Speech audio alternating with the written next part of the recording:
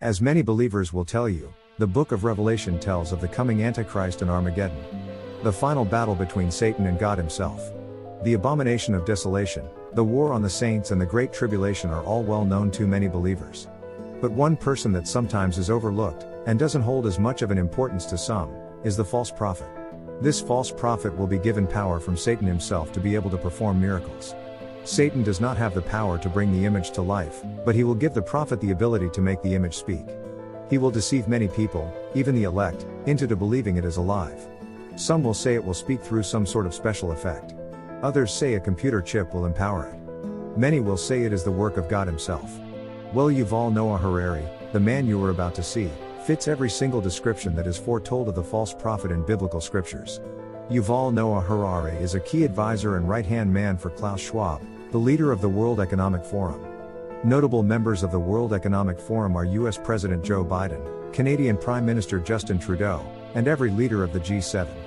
Amazon CEO Jeff Bezos, President Volodymyr Zelensky, Chinese President Xi Jinping, and the presidents of nations like Kurdish Iraq, Poland, Latvia, Lithuania, Malawi, Namibia and others.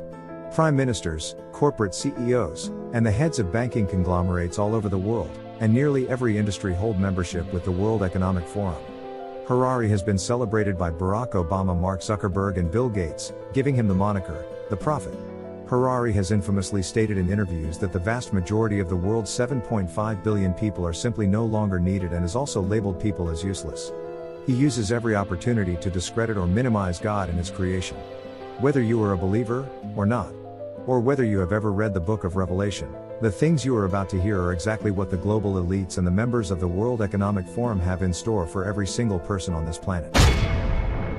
We don't have to wait until Christ's second coming in order to overcome death. A couple of geeks in a laboratory can do it, if you give them enough time and money. You have a lovely passage where you say, looking at the world today, God seems to be making a comeback, but this is a mirage. God is dead, it just takes a while to get rid of the body. I don't think life has any meaning.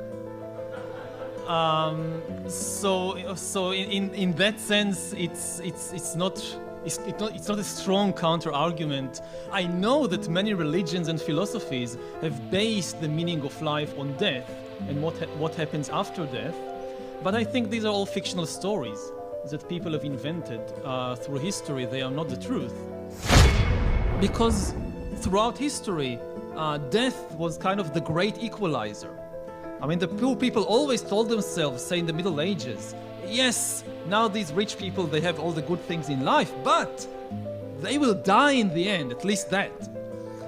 Just think what it means to be a poor person in a world when you die, but the rich continue to live young and beautiful forever. I mean, it's a cause for a lot of anger.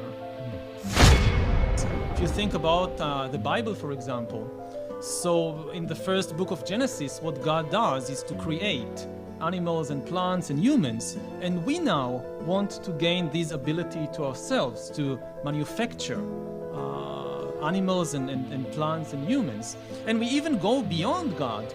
I mean, even if you believe in the Bible, the only thing the God of the Bible managed to create is organic beings. He managed to create the cows and the tomatoes and the giraffes and the humans, all organic. Now we try to go beyond the God of the Bible and create inorganic life, something he never managed to do, either according to the Bible or according to biology. For 4 billion years, all of life was organic, and now we want to create inorganic life. That's really, divinity is not far enough to describe what we are trying to do. Like the soul and the afterlife and things like that, the main task of God was to ensure agricultural production and victory in war. If you read really the Hebrew Bible, the Old Testament, it's all about agricultural production. It's about rain, it's about pestilence, it's about fertility. And now we are much better than the God of the Bible. I mean, in the Bible you have these recurring droughts. that the people of Israel do something wrong, God's become angry, drought, no water. And now Israel has built in recent years a huge desalinization factory on the shores of the Mediterranean. And most drinking water in Israel today actually come from these plants, from these factories. So we can make God as angry as we like. I mean, he can stop the rains, we don't care. We still have water because science has managed to go way beyond the expectations of the ancient Hebrews. I think the most interesting place today from a religious perspective is Silicon Valley.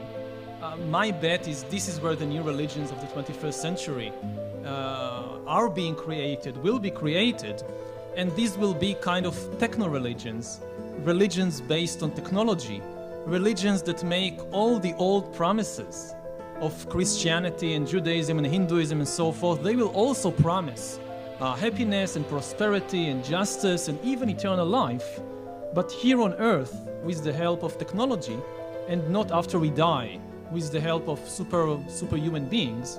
And in a way, I would say that we've already seen the first big techno-religion in history in previous century, and this was socialism. Nationalism breeds conflict and war with other nations. It's still a danger in the 21st century, but in the 21st century, the much bigger danger is that nationalism will prevent us from countering the global challenges that characterize this century. There is no nationalist answer to global warming. You cannot solve it on a national basis, which is why nationalists, at least sometimes, tend just to deny the problem. There is no global warming. And similarly with disruptive technologies, like bioengineering or artificial intelligence, you cannot confront these problems on a national basis. If you have a ban in the US on genetic engineering humans, it won't be effective if China or Korea is not on board. And very quickly the US will break its own ban because nobody would like to stay behind. You must have global cooperation to confront these challenges. And this is why I think nationalism in the present context is very problematic and dangerous. It doesn't mean that we won't go along that path. Humans don't always do the right thing. So the 21st century might revolve around the fears and problems and hopes of a new massive useless class. People who are useless not from the viewpoint of their mother or children, but useless from the viewpoint of the political and economic system.